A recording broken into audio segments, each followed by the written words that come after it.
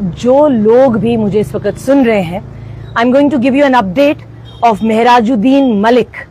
क्या स्टेटस है महराज मलिक का आज? इस वक्त हम खड़े हैं कठुआ में। We are hardly 2 minutes away from the jail premises. Kathua jail से हम सिर्फ 2 मिनट की दूरी पर ही हैं।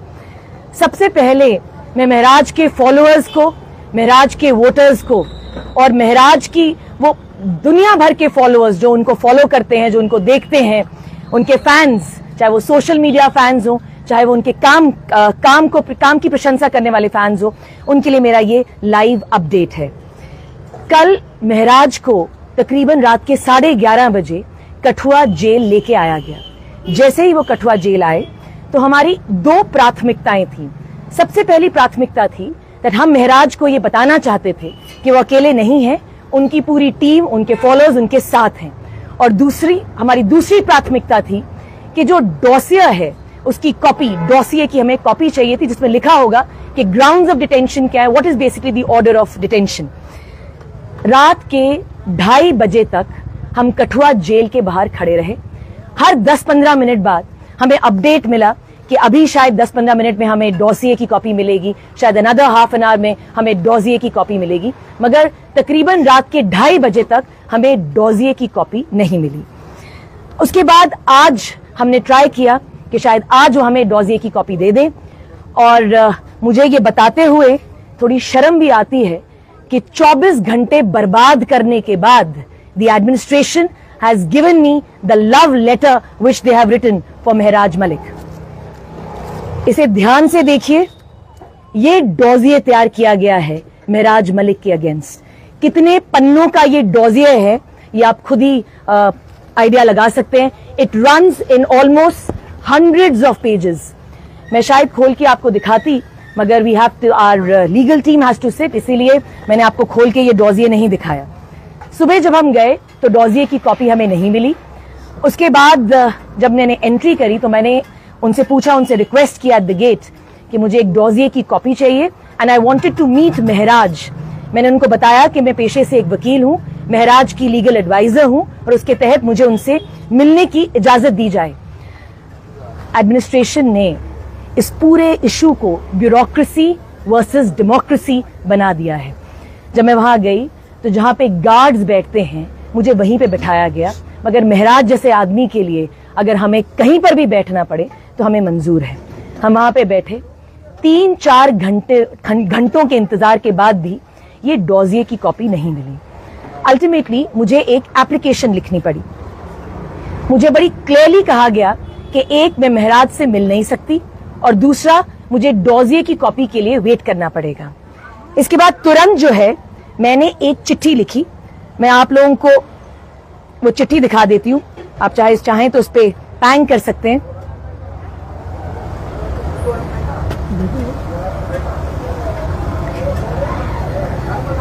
इस चिट्ठी में 2 चीजें हमने मेंशन करी।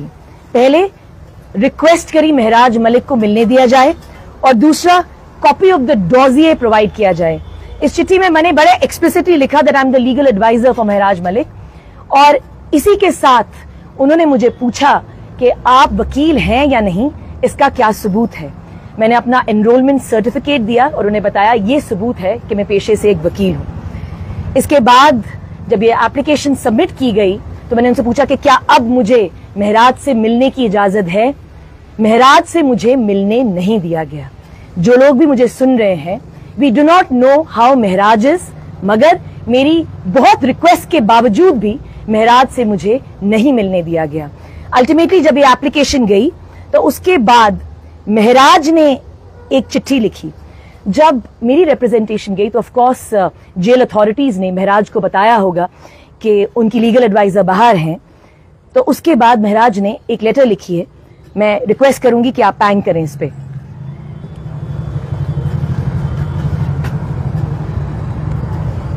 आई am reading out this letter.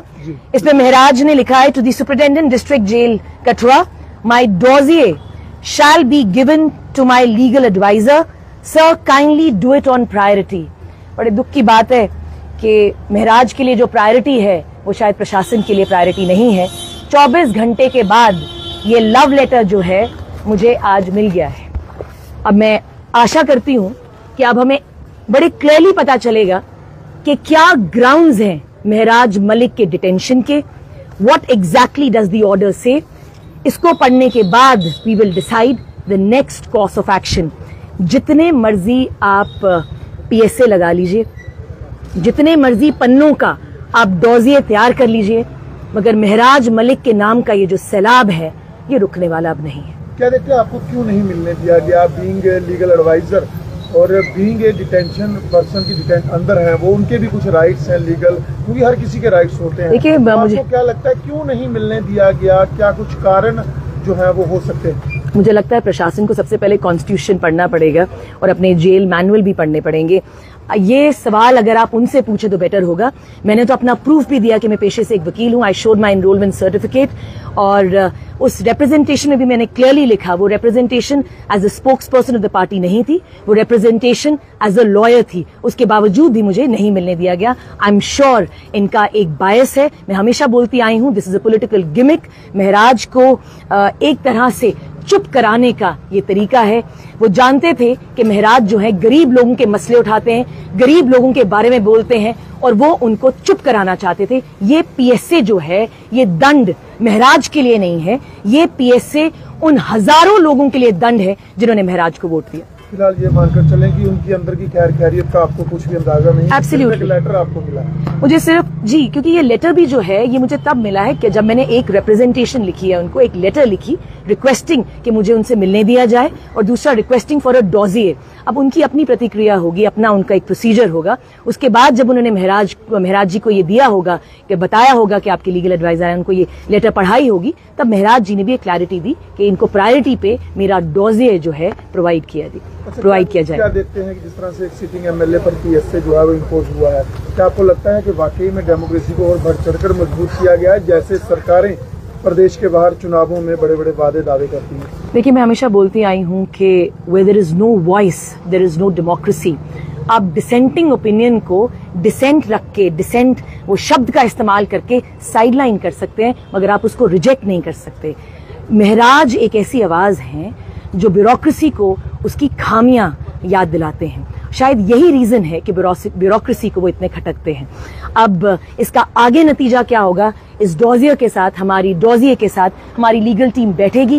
क्या इस प्रेम पत्र में लिखा गया है महराज मलिक के लिए, हम पढ़ेंगे और नेक्स्ट कोर्स ऑफ एक्शन जो है डिसाइड करेंगे। डोडा में भी भारी विरोध देखने को मिला है, लाठीचार्ज भी हुआ है, अलग अलग तस्वीरें सामने आई हैं। क्या देखते हैं कि जिस शख्स पर पीएसए लगाया गया है, लोग उसके लिए सड़कों पर हैं और जिसने लगाया है और उसके खिलाफ सड़कों पर हैं? देखिए, मुझे ये कहते हुए गर्व महसूस होता है। डोडा की जनता ने आज बता दिया कि हिंदुस्तान में डेमोक्रेसी चलती है और ब्यूरोक्रेसी उस डेमोक्रेसी को दबा नहीं सकती। महराज उनके चुने हुए प्रतिनिधि हैं। एक इलेक्टेड रिप्रेजेंटेटिव पे आप पीएसए लगाएंगे on frivolous grounds, that of course is not going to be tolerated.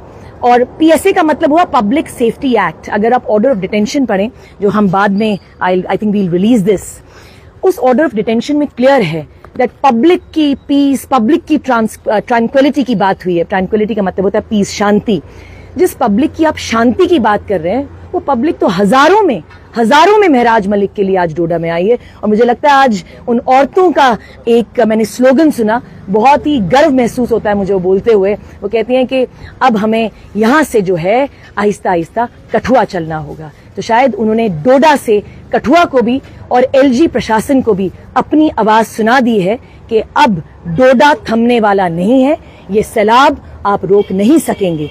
Whatever the legal nitty-gritties are, we will handle in the court. Representation बनेगी, क्या alternative remedies हम exhaust करेंगे, that the legal team will decide. मगर डोडा की जनता ने क्या decide करना है, वो शायद उन्होंने आज डीसी डोडा को बता दिया है। एंड अगर डीसी डोडा और एलजी प्रशासन मुझे सुन रहा है, we have accepted your love letter with immense regards and with immense respect. Thank you. कुछ देर पहले सीएम अब्दुल्ला महराज के फैमिली से मिले हैं, उनके पिताजी से मिले हैं, और उन्होंने कहा है कि हम जल्दी ही पीएसए जो है वो रिवोक करवाएंगे, वापस महराज जो है वो आजाद कर दिए जाएंगे। देखिए, I am not aware of this statement. शायद मैं बिजी होंगी, मैंने ये स्टेटमेंट सुना नहीं है, मगर अगर सीएम साहब ने ये कहा है तो शायद this is a beautiful way of standing with Maharaj Malik. एक और आखिरी सवाल है, उन लोगों के लिए क्या संदेश है जो इसे कॉमनल मसला जो है वो बनाने जा रहे थे? Not Republic representative versus dictatorship, या फिर यूं कहें कि डीसी डोडा, बट इसे कम्युनल जो है वो साइड एंगल जो है वो दिए जा रहे हैं। देखिए, मैं इसको बोलूंगी, उनके लिए मेरा एक ही मैसेज होगा, do not give it a communal look. इसको उस तरह की गंदी सियासत इस पे ना करें। मेरे नजरिए से this is bureaucracy versus elected representation, और मुझे पूरा विश्वास है कि इसमें जीत डेमोक्रेसी की होगी, इलेक्टेड रिप्रेजेंटेशन की होगी। Thank you.